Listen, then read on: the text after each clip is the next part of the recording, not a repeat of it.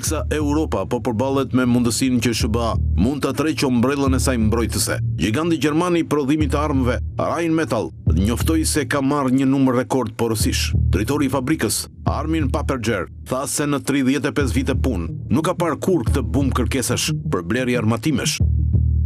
Selia e kompanisë në Düsseldorf aktualisht ka porosi me vlerë 55 miliard euro. Kjo është 17 miliard më shumë se rekordi i vitit kaluar dhe më shumë se kurrë më parë. Gjithçka që kërkohen për ushtrinë po porositet, nga municionet te mjetet e blinduara e deri tek tanket. Kompanisë po i kërkohen edhe tanke Leopard, raketa, radar dhe sisteme të mbrojtjes ajrore, drone dhe teknologji digjitale ushtarake. Shtetet e Bashkuara, këtë e them pas një akuzë, do të detyrojnë Evropën të investojë më shumë për sigurinë e saj. Është një ndryshim i madh, por mendoj se është një shenjë e mirë për industrinë e Evropë, sepse ndoshta mund të bëhet më e pavarur. E meqenëse fjala, kjo është e rëndësishme edhe për politikën, raportoi drejtori i kompanisë gjermane Paperger. Ai shtoi se në kontinentin e vjetër ka nisur një epokë armatike dhe të ardhurat e fitimet janë rritur me rreth 35% dhe se me gjas, ky është vetëm fillimi.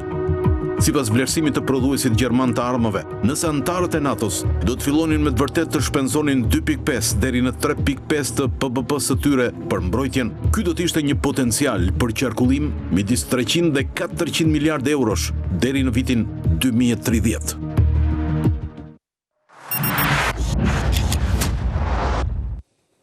Pra, si që dhe pat, janë shifra të ronditse në kuptimin, sepse ora askush nuk e thot, për duket sikur bota po përgatitet për një luftë që nuk ka guxim ose nuk do t'i vërë emrin. Ideja është që në Iran mund të fillojë një luftë, të gjitha gjasat janë që në qoftë se përshkallëzohet përgjigja e grupeve të armatosura Houthi kundër aeroplan mbajtjes apo anijeve ushtarake amerikane, Trump e ka për të qartë që një kundërpërgjigje këtyre forcave Houthi do konsiderohet si një sulm ushtarak i Iranit. Garda revolucionare unë duhet ta sqaroj që shiko, ne nuk marrim vendime për forcat Houthi. Por Trumpi e tha dhe Trumpi kur e thotë e bën. Kjo thot nga sekondin sekond, ne mund të marrim vesh nesër ose mund ta bëjmë temë emisioni, para që jam e vogël, që plasi dhe në Iran. Por si shpjegohet që është gjithë kjo armatosë, kush është armiku i Europës? Tani, vërtet Trump nga një anë thotë europianëve ju duhet të armatosë, janë dakord, por nga ana tjetër nuk e shikon armik Rusin. Pa nuk di nëse ka në kontinent armik tjetër që mund të jetë kërcënim për Bashkimin Evropian, zotë Shala. Është shumë e drejtë. Se ka një, si duke një situatë absurde, ose nuk na thonë që një luft po vjen. Po me kë? Kjo është problemi pra. Po mi pa, se Rusia deri në provë të kundërt nuk tregoi ose më saktë edhe vetë Europa e pa që Rusi nuk ishte aq i fuqishëm. Më fal, e pe ndërkalljen. 55 miliard euro porosi. Sepse hoqi nuk kanë kokra misri. Europa kush e kërcënon Europën? Europa ka identifikuar kush e kërcënon pra? Europa ka identifikuar se kërcënimi kryesor është nga Rusia. Ata deklarojnë gjithë udhëheqësit e Europës dhe për këtë arsye kërkohet armatim. Ky është motiv për popullin, për t'i mbushur mendjen popullit. Mos ta ngatrojmë motivin kërcënimi. Ky është kërcënimi. Po kërcënimi që justifikon buxhetin tënd që ai shëndetësisë dhe ja vë armatimet. Shiko, kërcënimi i evidentuar është nga Rusia. E deklarojnë gjithë udhëheqësit. Kjo është për popullin, profesor, sepse po ta shohësh. Çka kuptim ka për popullin? Unë po flas për kërcënimin, ti thu për popullin. Jo, po fot retorik popullore. Sepse ti do ta heqësh nga buxheti. Po e kanë hequr nga buxhetet e shëndetësisë së arsimit. Unë duhet bëj analizë sigurie, nuk duhet bëj analizë e retorikës. Çfarë thot ai për popullin, çfarë them unë për popullin. Unë po them, shiko, unë tash fondet ata para punë paguën politikanët për gjithë fondet. Jo, se i marrin nga taksa paguesit evropianë. Ta shprehun atë që duhet shpreh. Po. Dhe tashme gjithë edhe në takimin që organizoi kryeministri britanik, edhe në takimin që organizoi presidenti francez, është identifikuar që rreziku kryesor i Evropës i vjen nga Rusia. Çfarë? Kjo është e përcaktuar qartë. Kjo ka qenë historikisht profesor. Po, por është deklaruar. Problemi është që është deklaruar tash. Bie si paradigmë në qoftë se aleati kryesor i Europës, që është Shtetet e Bashkuara të Amerikës, thotë që jo, Rusia nuk është ajo që ka paraqitur ai Dallkauku. Rusia është një partnere... A i thot për këto 4 vjetë që është Trumpi është kështu, për mas 4 vjetë gjërat mund të kontradikt dua unë të dekryptoj, se sigurisht edhe unë e kuptoj këtë që thoni unë. Por nga ana tjetër ka një lojë, pa edhe këtu jam dakord me Enitën që ka një lojë, domethënë që është një mashtrim i përgjithshëm. Shko, mund të mashtrohet publiku, po leadershipi politik i Europës nuk mund të mashtrohet. Ata i vlerësojnë, ka struktura që vlerësojnë kërcenimin, ka bënë analizë sigurie, vlerësojnë kërcenimin dhe merren masa për të përgjigj. Europa, thot presidenti i Amerikës që nuk është kërcenim, po këta thonë ndryshe dhe ata përgatiten për luftë. Gjithë ato armatime që po porositen as për të luftuar me Kinën, se Kina nuk vjen në Europë. Nuk ka. Amerika problemin përplasjen tjetër e ka në zonën e Indo-Paqësore. Është tjetër gjë. Kurse Europa nuk ka problem përveç ekonomik me Kinën. Nuk ka problem ushtarak. Kur e thot presidenti i Bashkuar të Amerikës, e thot komandanti i përgjithshëm i forcës më të madhe ushtarake në botë. Po.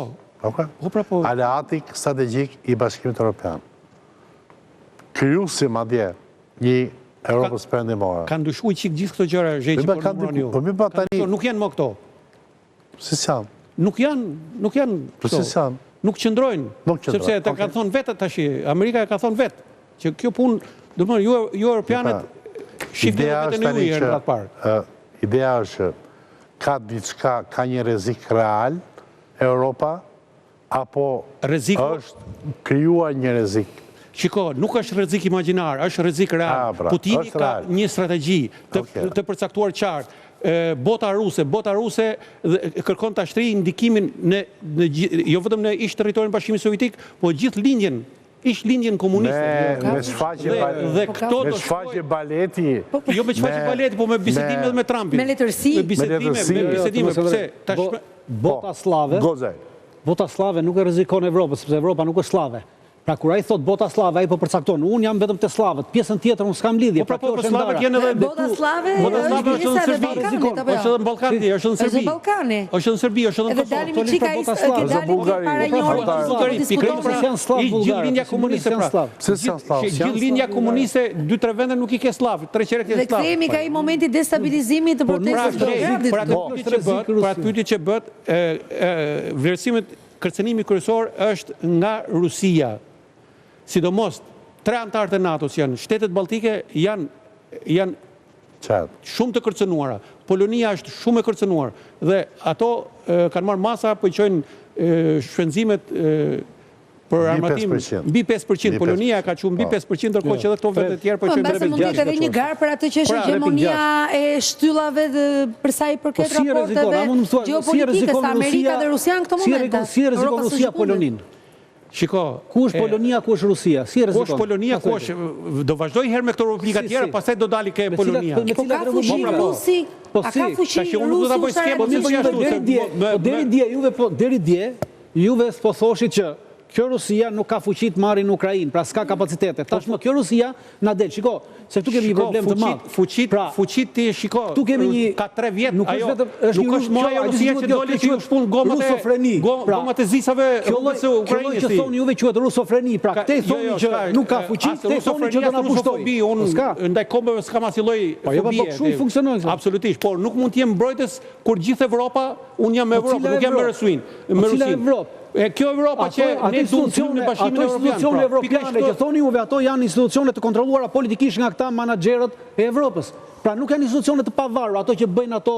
Po politikat kush i bëjnë? I bëjnë institucionet e pavarura politikat. Po politikat i bëjnë ata që zgjidhen, ata që zgjidhen nga popujt. Po nuk politikat ata që votbesohen nuk i bëjnë që po të besojnë, nuk po bëjnë në politikën, ata po bëjnë të kundërtën asaj që po votë besohen. Shiko, këta që janë votë besuar e kanë votuar si kërcënim Rusin. Ka që shpik kjo punë që është i egzageruar. Në menimin tim, ky rrezik është tepër i egzageruar. Marrëveshja me ish Bashkimin Sovjetik u bë që kur u futen në NATO të mos futen vendet e ish bllokut komunist. Dhe gradualisht u futen të gjitha në NATO deri tek Ukraina. Kur erdhi puna tek Ukraina, pastaj kjo luftë u kriju dhe për menimin tim, ristheksoj, ishte faji i politikës të Bidenit dhe të liberalve. Evropa që armatoset... Me vje shumë keq se Bideni një vit ka që as ka mush vitin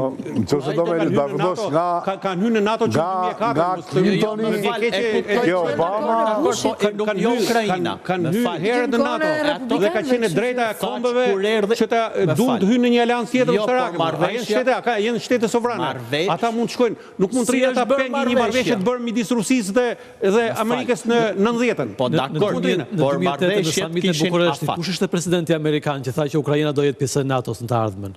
Kur? Në 2008 në samitin e Bukureshtit. Kush ishte presidenti amerikan? Ishte, jo, 2008 ka qenë Bushi.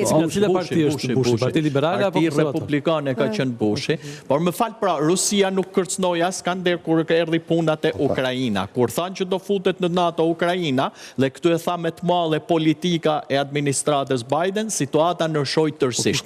Rreziku ekziston. Por dakord, unë do të jap një sugjerim. Ukraina thotë unë kuptoj që në raport me shtetet e tjera të Europës Lindore. Në frymën trumpiste pjesë e Rusisë, është koncept tjetër me Ukrainën. Në frymën trumpiste është një tendencë reabilituese për, po themi, ose ta shikosh me një këndvërsim tjetër Rusin. Po kujdes se Trumpi mund ndryshoj prap pozicion. Jo, se mund thotë që një dha shansin Putinit për paqe, një herë, dy herë, e godita Zelenskin, a i nuk dëgjoj, unë do të refishoj sankcionet, pas kanë drejtë Zelenski, pas kanë drejtë... Më të ndodhë dhe kështu? është politika amerikane, nuk është Trumpi. Dhe Amerika e bën politiken dhe diplomacin, jo vetë pazuar të Trumpi. Kisa fjatë që kush ka qenë president. Pra, unë mendoj që, pjera vjen, kam qenë në Bukuresht të vitin e largët 2000. Dhe ishte 2000 ishte pranvera e NATO-s, ishte një event. Dhe unë shkova ka një televizion që nuk është pënë kërë televizion e Arbria. Shkova për të bërë një reportaj. Pranvera e NATO-s të Bukuresht. Dhe ishte, se thua, aderimi i Romanisë në organizata e NATO-s. Një ishtë vënd i Traktatit Varshavës. Një ishtë vënd i blokut të lindjes. Dhe ishte një frymë tjetër. Dhe ishte sa po kishte ndodhë dhe September 11. Pra të mëdhen ishte gjithmonë Bushi. Pa ishin Bushët. Më jam dakord. Ishin Bushët. Pastaj kanë qënë, është e vërtet, ta liberalet e poshtë, Obama, Clinton. Jo, Clintonin mos e fut, se Clintoni ishte demokrat solid, nuk hinte të liberalet e solid, po a i tani ka bombarduar Beogradin. Bëri gjën mrekulli që bombardoi Beogradin. Po mi pasani se... Ishte drejt dhe Clintoni hinte demokratët solid. Tani mund dërë linja që ka bombarduar Beogradin, jo për të ndaluar makinën ushtarake të Serbisë që bëbonte genocid në Kosovë, por sepse donte të mbulonte tratin që i bëri Gruzëve me Monika Levinsky. Shuo tentojnë lobet slave ta paraqesin, por ajo bë për krimet e Raçakut. Ore, unë jam dakord të ngëmbe, po të dali kjo tezë, jam dakord të ngëmbe një monument Monika Levinsky dhe... Po problemi është... Unë po hy në këtë thelbin që tha profesori. Nuk ndërhyj as për Raçakun, as për të gjithon ju. Unë ndërhyj për arsye se Sërbët nuk e firmosën marrëveshjen prapë. Para se të shkonim në Ramujek, të gjitha palët kanë firmosur një marrëveshje para prake për 10 pikash. Ka qenë e detyrueshme, pra pa firmosur atë marrëveshje nuk mund të shkojë në Rambuje. Ajo ishte një përmbledhje 10 pikave të asaj që ishte të Rambujes. Dhe edhe sërbët, edhe shqiptarët e firmosën përpara se të venin në Rambuje. Pasi u bë Rambuja, sërbët nuk pranuan ta firmosin pastaj marrëveshjen e Rambujes dhe për atë u bombarduan sepse në një pikë të Rambujes është në kapitullin e 7 neni 1.a përcakton qartësisht që NATO duhet të përcaktoj një forcë ushtarake për të forcuar këtë marrëveshje për ata që nuk që e pengojnë realizimin e kësaj marrëveshje.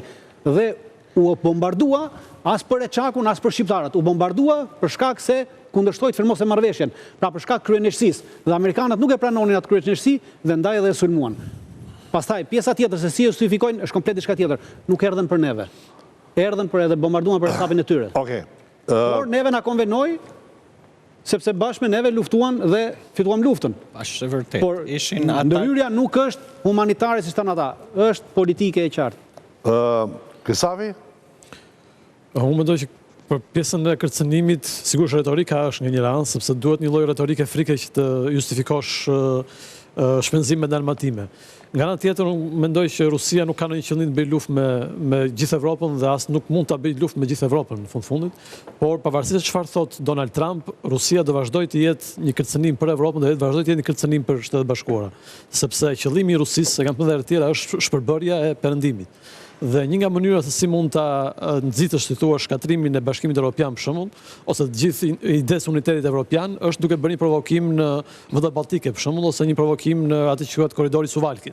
Dhe në rast të tillë çfarë kërcënim për siguri, kërcënim është pa diskutim që do vazhdoj të mbetë kërcënim, por nuk është kërcënimi i tillë që do shkojë të bëjë luftë Rusia nesër me Gjermaninë apo me Italinë apo Francën. Po bërin vendet Balltike ka po me gjithë asa tjetër ka për të gjithmonë mund të bëj provokim, dhe provokimi është për të kuptuar sa funksionon uniteti perëndimor. Varet se si është reagimi pastaj. Ky është thelbi i provokimit në raste të tilla. Nëse reagimi është më i vogël, kjo është një tull, hiqja një tull nga uniteti evropian. Po përse përket rrezikshmërisë Iranit tani dhe luftës me Iranin, të duket se mos është një qëllim i fshehtë i Donald Trumpit për ta bërë atë goditje? Unë mendoj që, e them dhe herë tjetër, që izraelitët kanë një ndikim të jashtëzakonshëm në këtë administratë. Është administrata absolutisht më pro-Izrael ndonjëherë në historinë amerikane, dhe izraelitët mendojnë se ky është momenti ose mandati ku mund të zgjidhen një herë për gjithmonë problemin me Iranin. Pra nuk janë më në tavolinë për të negociuar kuota sa ta pasurojë apo jo uraniumin Irani, janë në tavolinë për ta eliminuar një herë për gjithmonë programin bërthamor iranian. Me një mënyrë ose tjetër, mendoj që është rasti i dur për ta bërë. Ata mendojnë që është momenti i dur për të arritur qëllimet e tyre. Okej, do të thënë do japi, po themi, semafori e shil Rusia, po ti. Se aty është problemi tani. Rusia në basë nuk do japi semaforin e shil, por nuk ka mundësi të bëjë ndonjë gjë të madhe në kundërshtim. Pra nëse Izraeli nesër, po themi, ose sonde në darkë godet programin bërthamor iraniane dhe programi përfundon, ka që merr fund historia. Atë që thotë, Rusia marrëveshjen e ka me Iranin dhe në këtë rast këtë bashkëpunim apo këtë përzihen konflikte e ka me Shtetet e Bashkuara, nuk e ka me Izraelin. Izraeli do operojë bollë dritën jeshile, Amerika do t'i japi Izraelit. Izraeli ka bërë dhe herë të tjera një goditje të tillë, nuk është hera e parë që Bashkimi Sovjetik ka pas marrëdhënie shumë mira me Izraelin deri para periudhës. Kina ka mbrojtje me Iranin. Apo ka lejuar vjetra qindra mira Izraelit të rusë për të shkuar në Izrael për të ka pas marrëdhënie shumë mira. Ebrej me origjinë nga Bashkimi Sovjetik që flasin gjuhë parka në rusisht. Më shumë. Që marrëdhëniet nuk janë të këqija, po Izraeli ka bërë çfarë tillë dhe herë të tjera. 2007 bërthamor që kishte Asadin në Siri. Ka interesa. Po. Pra do më kanë marrëdhënie shumë mira me Rusin, gjithashtu. Kohët e fundit nuk kanë qenë dhe aq të mira marrëdhëniet, por fakti që u ofrua për negociuar Ukrainën, apo ka qenë një moment? Kohët e fundit nuk kanë qenë marrëdhënie aq të mira mes Izraelit dhe Rusisë, por nuk janë marrëdhënie të këqija absolutisht. Okej. Misha para të ikës se dëgjova një të bisedë. Pra në ndoqe, vërë një pikë mbi i kësa pune. Në fakt, kemi shumë qefor edhe të dëgjojmë lajmet mira. Për mua, është një lajmi mirë që Feravene, aty ku janë ato kokat bërthamore ruse dhe amerikane, të bëjnë fole zojtore. Pra të vëthën, të vullosen dhe mos ketë asnjë një plan për t'i hapur e për goditur, sepse askush nuk fiton, dihet. Dhe gjithë njerëzimit, dhe fakt Trump e ka thënë disa herë, që do një luftë bërthamore është një vetvrasje botërore. Dhe të gëzojnë këto gjëra, po mendon që do forcohet, ose qëndron paqi fort pushteti Putinit në këtë periudhë në qoftë se mbyllet konflikti në Ukrainë, pra po jep dhe një dorë Trumpi dhe për lavdin që ai e kërkonte përballë opinionit publik rus, si e gjykon? Do flas sinqerisht, do me thënë që fuqin me 95% pushtetit të Putinit ja ka dhënë Europa, edhe Perëndimi, edhe Amerika më pashme. Duke me të drejtë thanë kolegët më përpara që do me thënë duke i krijuar kushtet e fillimit të luftës, ajo u krijua jo vetëm nga Rusia, por edhe nga pala tjetër. Dhe duke marrë sanksione kundër Rusisë, duke bërë sanksione që i ha popullata e thjeshtë, dhe në oligarkët prapse shkojnë në Courchevel ose në Monaco, aty i ke prapë edhe oligarkët rusë duke pirë vodka bashkë me oligarkët Ukrainas në Courchevel. Kam parë videon, flamuri Ukrainas në një anë, flamuri rus nga tjetër. Domethënë, hipokrizia e politikës ndërkombëtare, ajo që ndron dhe në këtë që gjithmonë ndikojnë mbi popujt, mbi mendimet e njerëzve, bëjnë agitacion, krijojnë nga njerë edhe gogola, nga njerë të sakt dhe të vërtet, po që i zmadhojnë dhe më tepër për të krijuar pastaj kushtet e favorshme për të prodhuar më shumë armë e tjerë. Një general rus, desha të citoja, ai ka qenë një general i famshëm rus në Pridnjestrovje, nuk e di si quhet shqip, më falni. Transnistria. Në Moldavi. Transnistria. Transnistria. Generali Lebev. Si thon rusisht? Kanë gjasa që e asgjësuan, e hodhon në erë me helikoptere, tjetër e zhduk. A i fitoj numrin 2 në zgjedhjet me Jelcinin atë kohën e vet. A i tha që në qoftë se në një luftë do të qohen djemtë e atyre politikanëve në front, kjo luftë mbaron për një javë. Kur presidenti Macron bën thirrje për luftë dhe mbas një dite bën thirrje për paqe, pastaj prapë për luftë, për thirrje për paqe, në Rusi thonë që në fillim le të mësohet të bëj fëmijë, pastaj të flasë për paqen. Rusia nuk ka ndërmend, thonë në mënyrë më absolute, në mënyrë më të fortë, në mënyrë i shikoj që bëjnë dhe agresiv kur deklarojnë, do të jetë ignorancë fare të besosh që Rusia do të sulmojë Europën. Nëse, do më thënë, me që po flasim për fëmijë politikanës, Stalini nuk e fali djalin e vetë, kur e ka për Europë, Gjermanët. Po, ai... Do shka me ato më mbyllë.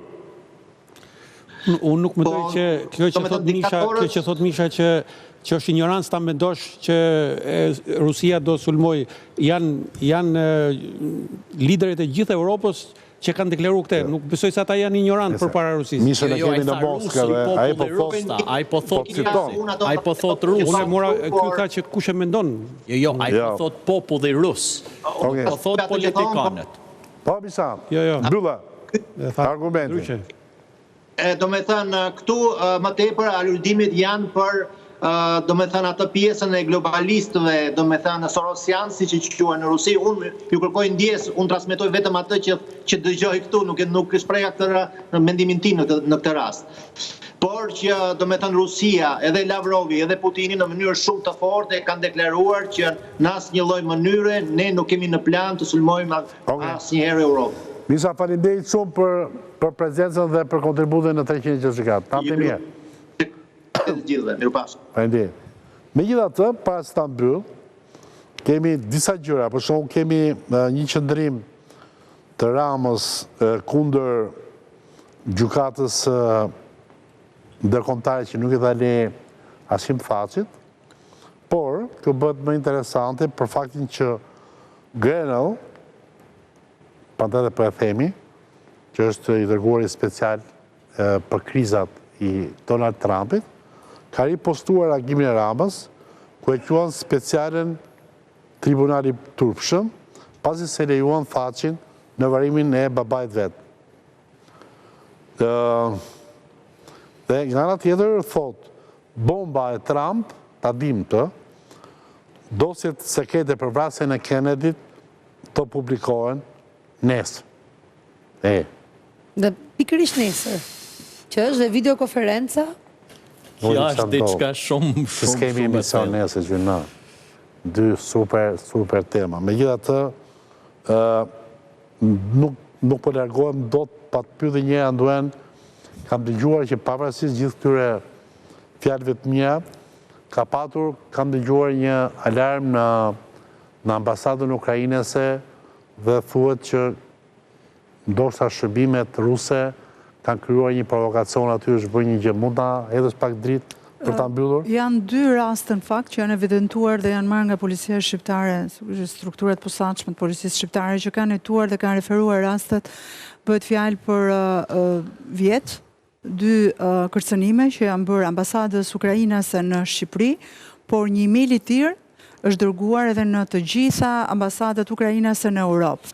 Dhe nëse flasim këtu pastaj për cënimin apo kërcënimin që vjen nga Rusia në Europë, rastet konkrete kanë qenë, por ajo që është evidentuar sipas verifikimeve ka rezultuar që këto adresa për shembull nuk kanë qenë të sakta, pra janë marrë sajte dhe adresa të vjetra nga interneti, çka tregon që gjithë ndërhyrja që është bërë nga hakersat apo nga strukturat posaçme apo agent rus mund të jenë bërë nuk kanë qenë dhe kaq serioze. Por gjithsesi verifikimet janë bërë. Ne sot që flasim kemi edhe një rast në gjykatën shqiptare të krimeve të rënda që është referuar nga antiterrori në lidhje me kërcënimin nga një shtetas rus i cili jeton në Selanik të Greqisë, për të cilin ka akuza konkrete për akte terroriste dhe ka disa raste në Shqipëri që janë vënë kërcënime jo vetëm në aeroport, por edhe në shkolla publike, shkolla private, ku janë dhënë kërcënime për akte terroriste. Një gjë që më bëri përshtypje këtu diskutua për kërcënimin që vjen nga Rusia në Europë dhe është bërë gati Europa për të armatosur. Asnjë nga ne nuk e përmendi Gjermaninë. Gjermania mendoj që është vend i kyç, i cili ka hedhur shumë para për armatosjen e tij. Ne përmendëm në ndërkallje. I thamë në ndërmarrje. Në ndërkallje po në diskutim. Dhe mbase është i vetmi shtet që ditë bëj luftën? Po deri para disa viteve këta nuk e kishin lejuar Gjermaninë. Tani, kjo që thashun për sekretin e Kennedy, ka thënë vetë Donald Trumpi, për nuk është Kennedy që e thot, por është Trumpi vetë, e ka thënë në qendrën Kennedy për para gazetarëve, se ai planifikon të publikojë dosjet e paredaktuara, pa të pacensuruara, të lidhura me vrasjen e John Fitzgerald Kennedy dhe kjo do ndodhi ditën e nesërme. Okej, me këtë, edhe unë ju përshëndes, falenderoj të ftuarit që morën pjesë dhe dhanë jetë këtij emisioni dhe këtij dekriptimi. Nga unë Artur Zhej, natën e mirë dhe mirupafshim në emision arsh.